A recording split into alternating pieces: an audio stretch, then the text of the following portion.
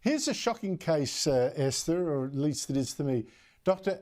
Alka Sehgal Cuthbert, she's an educator, she's head of a group called Don't Divide Us. It's against things like teaching children about white oppression and, Britain is racist and teaching critical race theory.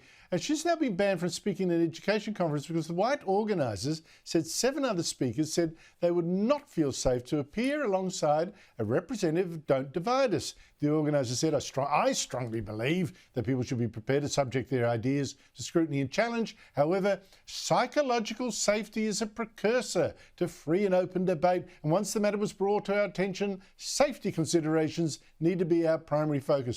Their safety was at risk, Esther, by hearing an opinion they didn't like? Yeah. Yes, their psychological safety. It really does make you question why they even bother being educators in the first place. Because apparently their job is supposed to be challenging the younger generation. But if they can't handle it themselves, you really wonder what business they have teaching. I'm very familiar with Dr. Alka. I'm actually a member of the group Don't Divide Us.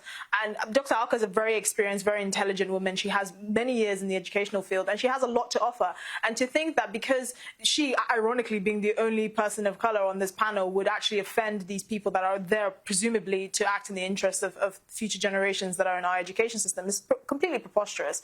And this is why organizations like Don't Divide Us exist, because for someone with her wealth of experience to say actually teaching kids about critical race theory and white supremacy and all of these things is not very helpful and you should probably stick to the basics.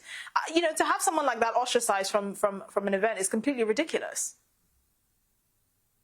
It seems weird. So here's a session devoted to diversity. They've excluded the one speaker who's a woman of colour because she makes them feel unsafe by saying, let's all be together.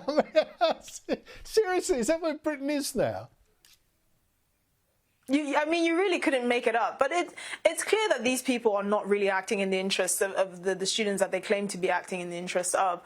Ultimately, we really need to talk about what us kids are being taught when they go to school. And critical race theory has become a huge issue. We see, now hundreds of schools that are subscribing to this orthodoxy and that are teaching kids about this sort of very sensitive subjects in a very binary way, and effectively importing a lot of American sort of notions of race relations into the UK or into the British context, which really has no place here.